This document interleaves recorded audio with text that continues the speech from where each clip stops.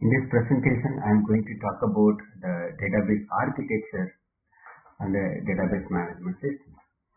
So before I am moving on to the database system architecture, we will discuss about what is the responsibility of the database designer and how the architecture is defined, and before developing the complete structure of the database management system, and what are the essential things each and every individual user is supposed to do. So all those things we will see. Then later we will move on to the database system architecture. Right. So the very initial stage is database design.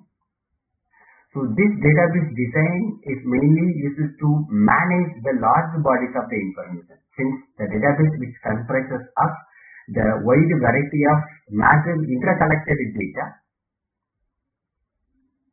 Okay, so these large bodies of information do not exist in isolation.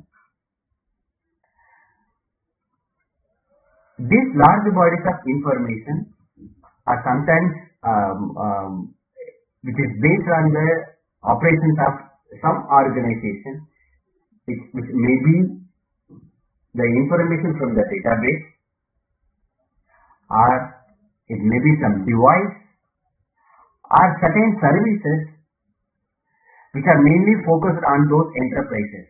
Now these databases whichever we have created, which facilitate those organizations to providing the various information and providing the various services. So they mainly on the supporting roles.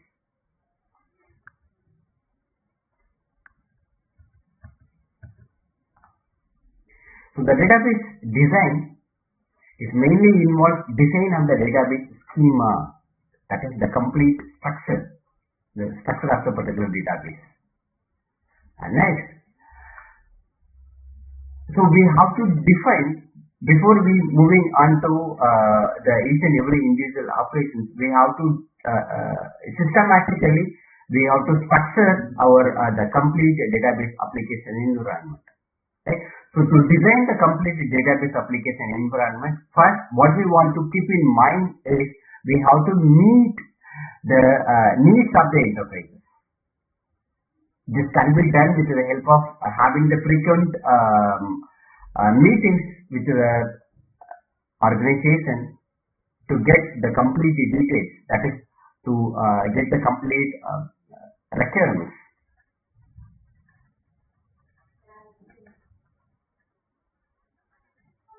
User requirements, and after that we have to, once the we collected the entire needs of the requirements, we have to look on the other aspects, that is the what are the various issues that we are supposed to concentrate. That is also we have to keep in mind, right? So a high level data model which provides the database business with a conceptual framework. So what we can get from the database business, so it creates the a conceptual framework. So with that conceptual framework, then we can easily specify the data requirements of the database users and how the database will be structured to fulfill these requirements. So the main purpose of making the conceptual framework is to understand the data requirements, and as well as also and what is the relationships which it is having it. That's why database designers are bringing the conceptual framework. So during the initial phase of the design, what we want to do is we need to categorize the needs of the individual users or the individual organization. And accordingly, we have to choose the model, data model, to create the complete structure. Right? So the database designer, these are the various responsibilities of the database designer. So the database designer, they have to interact with the domain experts on the any industries to find out what are their needs. Obviously, this cannot be done overnight. We have to conduct the frequent meeting. We have to schedule the meeting to collect their requirements. And the outcome of this phase obviously is seen that all the requirements have been collected. The requirement analysis is over right now. The user requirements have been collected. And once the requirement is collected, then we have to choose the respective data model. As the previous presentation, we have seen that we have the 4 different types of the data model. So according to their needs, what is the data model we have to choose? So we have to choose the data model. There are 4 types of the data models. One is a relational model, an entity relational model, and third one is object-based model, and the fourth one is a semi-structured model. These are the 4 things we have seen in the last presentation itself. Right. Once the data model is ready, once the data model is chosen according to their needs, then automatically we can bring it into the conceptual model. Then it is easy for each and everyone to understand the relationships of the particular data.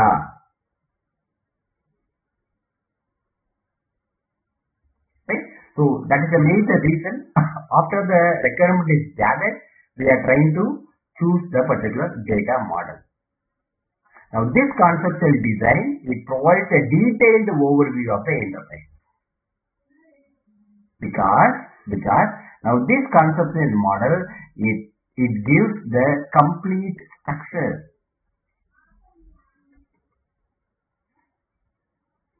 of their requirements or their needs.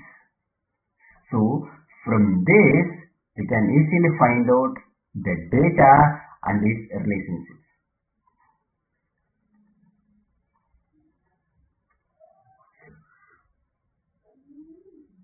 Right? So once we can find out the conceptual design phase, then automatically we have to go with the number of reviews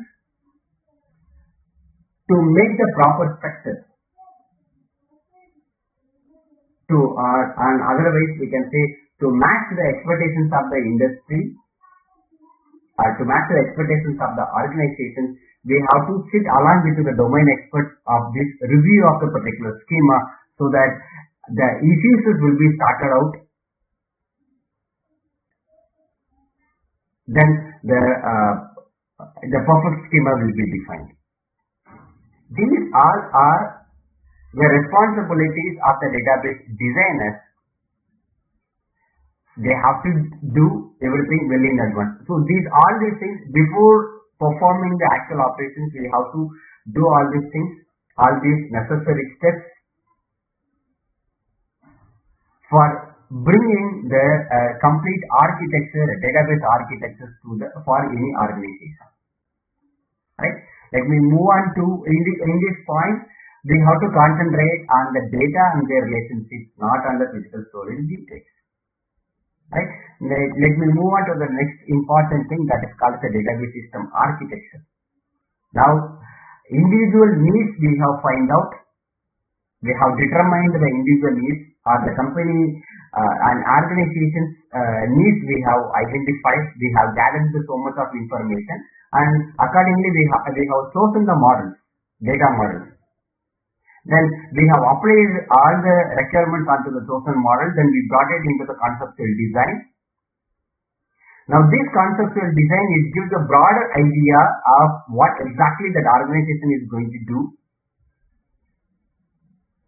And we have to sit with the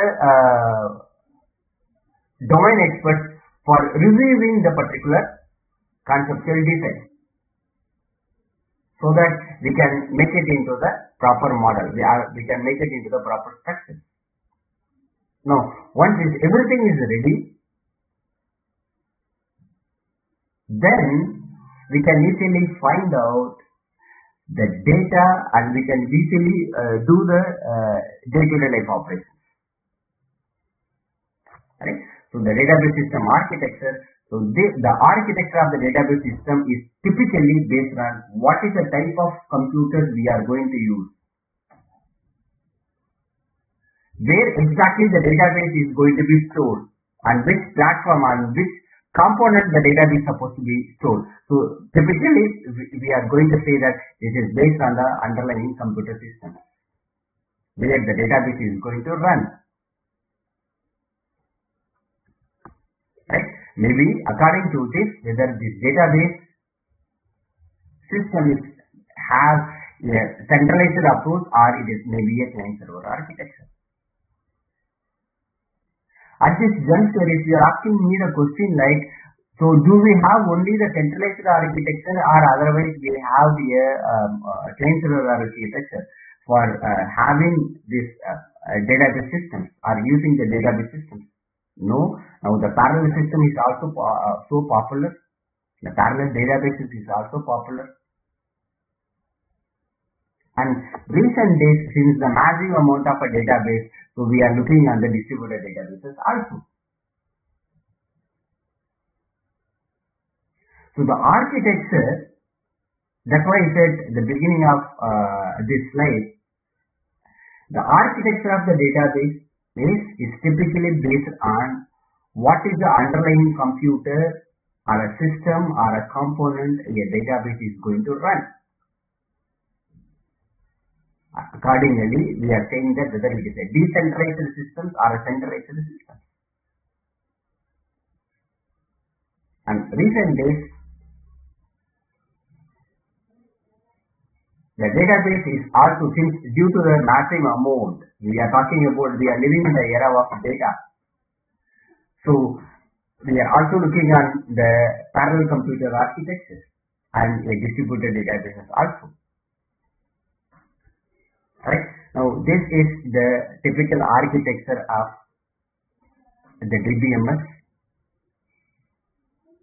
Whatever we have seen from the slide number 1 to 9, that is based on the database.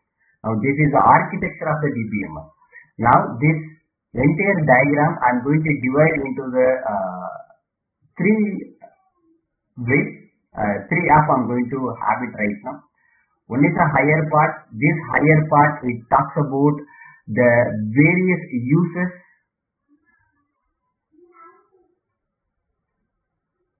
and how they are interfacing and their interfaces. That is how they are interact with the system. Right? And the lower layer, it talks about the physical structure,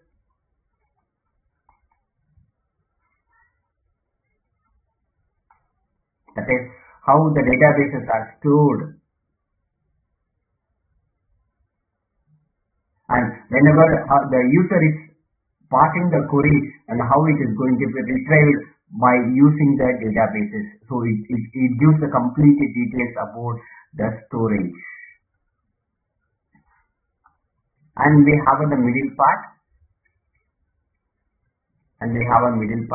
This middle part, whichever the query generated by the various users, now this middle part is going to optimize those queries. It has to parse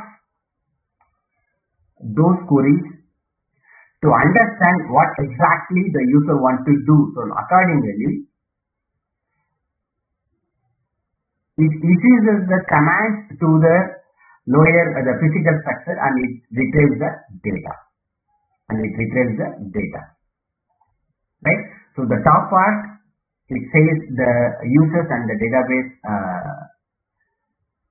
users interfaces, and the lower part, it gives the internal structure of the DBMS, which are responsible for the storing of data as well as also the processing of transactions. Usually on the lower part, the catalog informations are stored. These catalog informations which are stored on the disk. So now how we can retrieve the catalog information by using the standard set of by accessing the operating system primitives. That is by using the disk read and write operations. By using the disk read and write operations. Right? And when you have seen the diagram, we have a buffer management and we have a file management.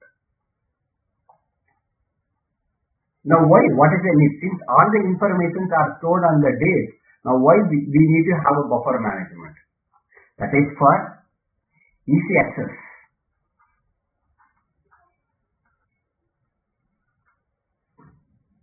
For easy access, and another one main thing of having the buffer management and the system architecture and the DBMS architecture is obviously everyone is expecting for the performance of the particular system. So when we are going for disk read and write operations, obviously it takes too much of a time. To reduce the particular time, we are using the buffer management. Now with the help of this buffer management, we are trying to improve the system performances. We are trying to improve the system performances. And we have a storage manager module is also there. Now this module, it gives a complete control access of the various information associated in the particular database. It may be from the metadata, or it may be from the actual database, or it may be from the catalog information. So the main responsibility of the stored data manager is to provide the control access. Why I want to have a control access? Since the wide variety of data are stored on the particular database. As per the user's perspective, I may need only on the part of the particular information on the database. So to done that, this database manager module, it creates the control access to the various users, and it also provides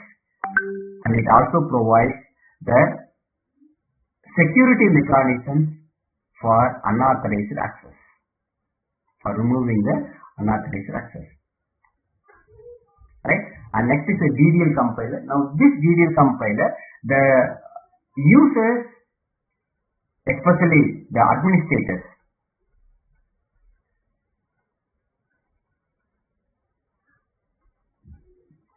are creating the databases by using the data definition languages, DDL commands. Now these DDL commands are interpreted by using the compilers to identify what is the schema definitions which are specified on the DDL, and how to store the catalog information. So that way the compiler, DDL compiler plays a role here. Whenever if the administrator is facing any queries, the queries are optimized to understand what is the schema definition and its storage descriptions. Right? So what are the information are stored on the catalog? So these are all the information which are especially stored on the catalog. This is apart from many more instructions are there, many more information is also stored in the catalog. Some of the information I have listed here. Name of the file, size of the file, and what is the data type it is having, the storage of each and every file, and what is the schema which it is mapped to that, and what are the constraints. Typically, to talk about the data and its relationships. The data and its relationships. Right? And indices. In the lower part, now this complete storage manager, they are trying to provide, they are providing the controlled access to the various database users. Where here the buffer manager and the file manager is mainly used to improve the performance of the system by the way of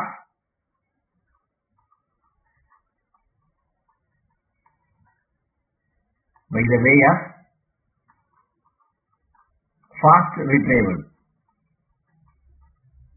and simply you can say easy access. And this storage manager, as I also said, not only for the control access, and they are also providing the security of other users that can be done with the help of authorization and integrity manager. Right? So data dictionary, we know that the meaning of the data dictionary is called as a data catalog, or it is a metadata. And the statistical data is the details of the statistical data and statistical information, where exactly it is stored and storage details. The indices are which are called as index,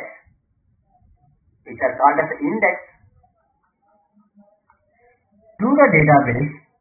Now these indexes are created, or these indexes are established or developed by using the indexing function.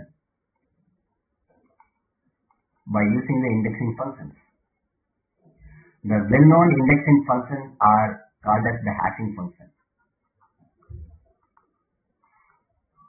Right? So with this indexing function,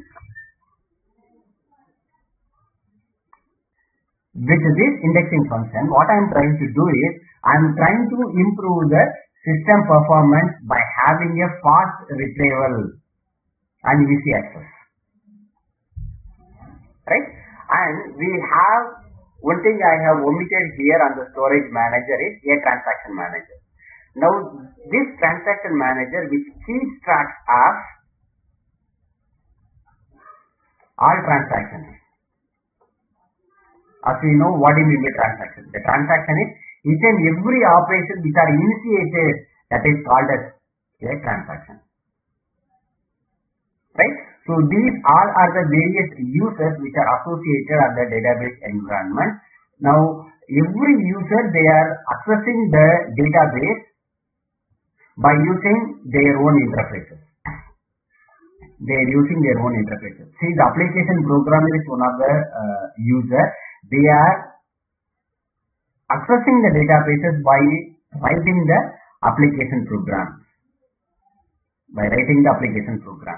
And the database administrators, they are using the administration tools for defining or for accessing the particular database. Right? Likewise, every individual users who are associated on the database environment, they are having their own individual interfaces. With that interface, they are interacting the database information. Now, let me take one example. Whenever the application program, they want to interact with the database by using the application program. So they are writing the program. Now those programs are compiled by using the compiler and the linker. The necessary modules are library modules are linked, and that can be converted into the object code. And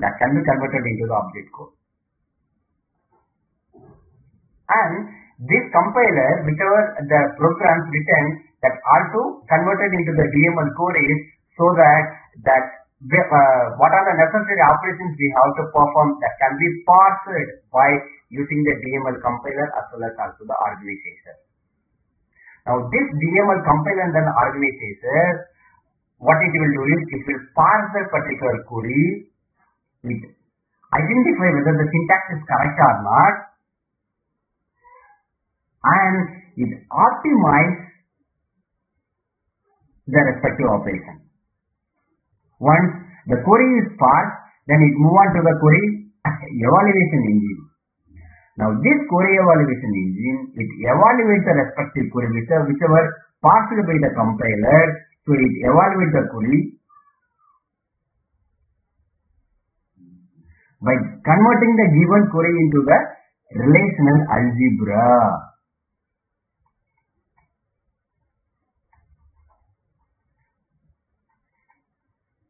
Relational algebra. So the query is generated. Now the entire complex query is divided into a small components by using the compiler, which are parsed by using the DML compiler. Data manipulation language compilers, and which are given into the query evaluation engine for performing the suitable necessary actions. Right? Now this query processing engine, what it will do, it creates a relational algebra among the various components of the particular query, and then it converts into the query tree. And it converts into the query tree for optimization. So simply, if you talk about a query evaluation engine, this is for a query optimization purpose. So this complete thing is called a query processor. Now in this stage only, that whichever the input that are evaluated here, that are processed here, that are identified here, and after that we are trying to access the buffer manager for our effective retrieval of the respective data. Right. So here we are using the interactive query interface. Here the meaning of the interactive query interface, that is not a menu based or the form based. It automatically generates the interactive query by validating the correctness of the query by verifying the query syntax as well as also the name of the files and other elements. So whatever the given queries are parsed by using the compilers or the interpreters. DDL compilers and DDL interpreters and DML compilers. Now what is the reason I want to parse? Because I want to validate the correctness of the query. What I want to ensure for this correctness, whether the syntax is correct, and whatever the relations we are defined on the particular query, everything is correct. We have to ensure that correctness.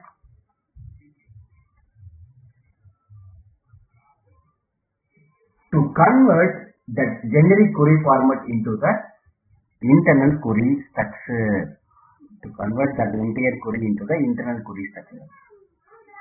Right? So the query optimizer is concerned with the rearrangement and possible reordering of operations, and it also eliminates the redundancies, and main thing is its use of correct algorithms and indices, that is indexes, during its execution. Right? Next is query optimizer.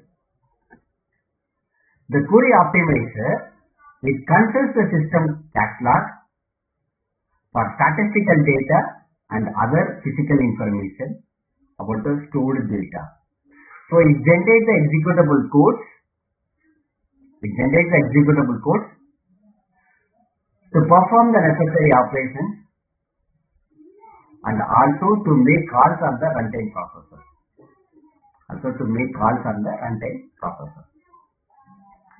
And next is a runtime database processor. These are the various components which are associated on the system architecture. A runtime database processor. The runtime database processor executes the privileged instructions, and it also generates the executable query plans. Right? And also the scanned transactions with runtime parameters. Now what is called as a scanned transaction? This is a new word right now in this. At this stage, this is the very first time I am introducing this word, and this is very new for us. Now, what is called as a candid transactions? So, the meaning of the sorry, the meaning of the candid transactions are that are the standard types of the queries and updates which are frequently used by Navy end users to constantly querying and updating the database. So for querying and updating the database, I am using the standard types of the queries and updates on the particular database. It can be used by the specific users. Those users are called as a Navy users. Navy end users. Right. Now I will go back to the diagram. Let me check who are all called as the Navy end users. The Navy end users are tellers, agents, and web users. Right. They all are using the candid transactions. They all are using the candid transactions. I think now you are clear about what is called as a candid transaction. And this runtime database processor, it also works with the system cache log to update the transactions with the statistical database. And it also works with the storage manager. It uses the basic operating system services to carry out the basic input and output operations, because now this runtime database processor, they need to perform the operations by using the standard and input and output devices. That is to access the various information on the disk and the main memory. Right? So the database architecture, it is a representation of a database DBMS design. And this database architecture which helps you to develop, redesign, implement, update, maintain the database management system. And it also to understand the functionalities of each and every component of the particular database architecture or the database design. Right? Now this database system architecture which allows now dividing of the entire component into the small individual components, so that the complexity is also reduced here, and we easily find out what are the responsibilities of the each and every individual component. So if we know this level, if we come into digging into this level, then we can easily modify or easily we can make any changes on the individual components without affecting other components operations. That is the ultimate purpose. Now we are discussing the database architecture here. Obviously, the database it stores is very critical information, and we have to provide a platform to for easy access and easy retrieval of the particular data in a secure way. Right? This is very important one. The selecting and correct architecture of a DBMS, which will help the system of easy and efficient data management. Typically, when you are saying that there are the three different types of the architectures are there. One is a 1-tier, 2-tier, and 3-tier. 1-tier architectures, 2-tier architectures, and 3-tier architectures. As based on the web application, on the similar way, we have a 1-tier architectures, a 2-tier architecture, and 3-tier architecture. Many of the systems, most of the systems, based on the things of the components are divided into the either 2-tier architectures or the 3-tier architecture. Right? What do you mean by 1-tier? 1-tier architecture, every individual user, they are directly working on the database.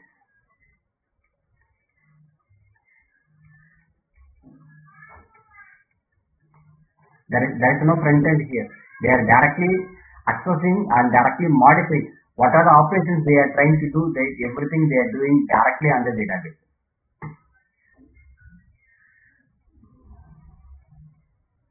So these databases are directly available to the users on the one-tier architecture. So any changes done here will be done on the database itself, right? Whereas in two-tier architecture, we have a front end and we have a backend. So we have a backend only, we have a database. And on the three-tier architecture, additionally, that another one thing is also going to be included, that is called as a business logic, a business process.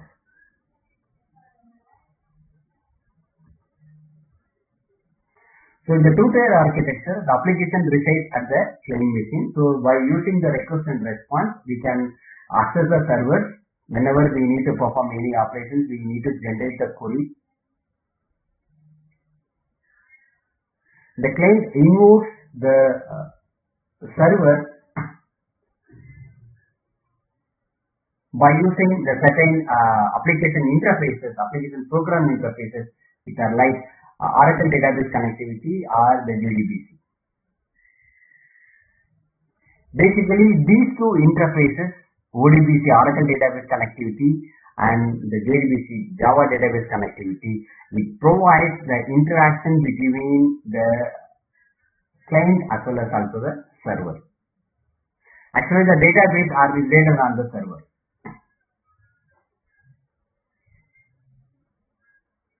Whenever a client, if they want to access the database, they have to generate the query, and this interface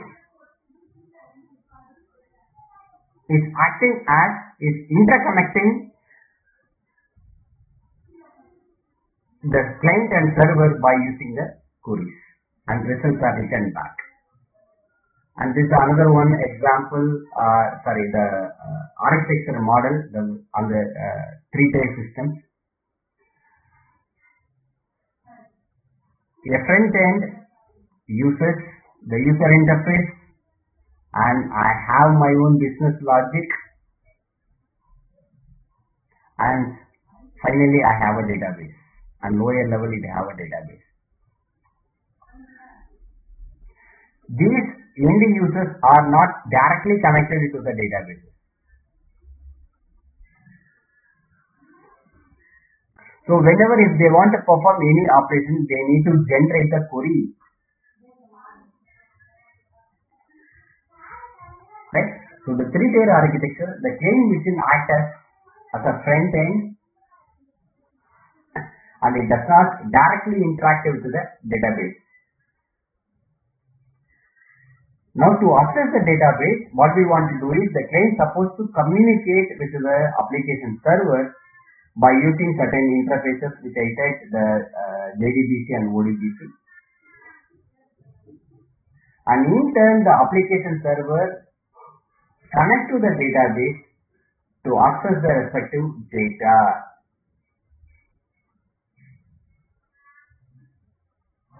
Right?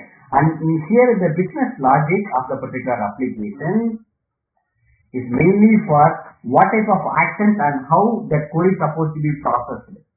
It defines how the query is supposed to be processed.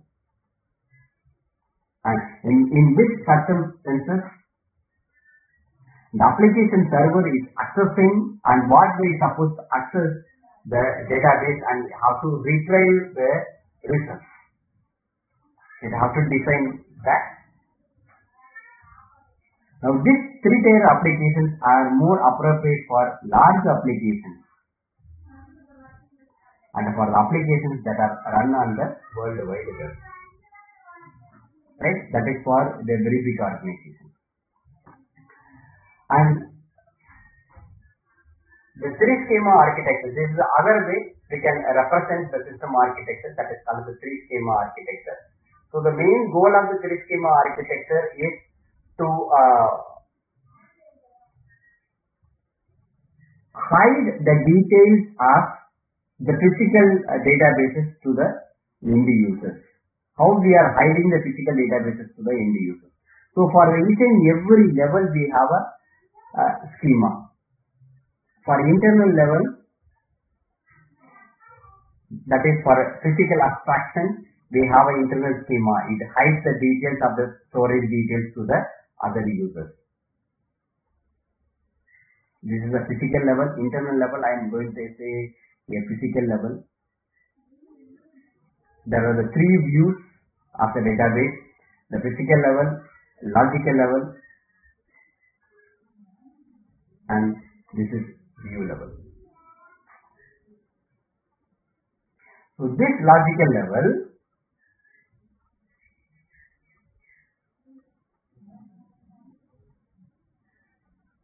it uses the conceptual schema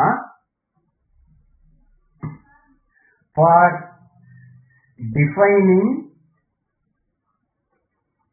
the data and its relationships.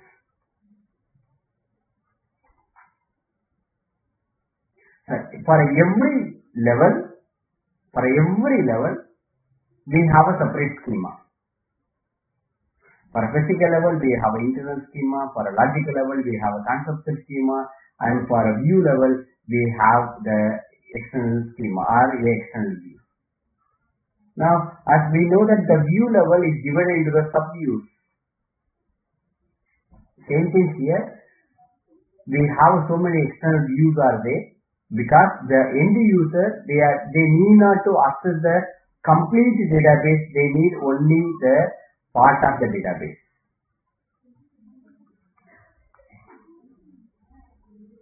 They have only the part of the database, right? The internal level, it has an internal schema. So it describes the physical storage structure of the database, because the physical level is going to say about the physical storage details, how the data are stored exactly. So it is based on the physical model, and it describes the complete details of the data storage and access path for the database. Whereas the conceptual level, it defines the data,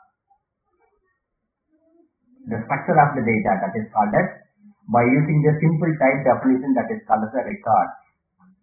And it also gives the state the relationship of the various data. And it hides the physical storage structures. So mainly this conceptual schema will concentrate on entities, their databases, the relationships, user operations, and the various constraints, which are usually represented by using a data model. So that's why the database designer, after the analysis of their requirements, they are going to use, they are choosing the data model for the actual implementation. Right? So next is the external view.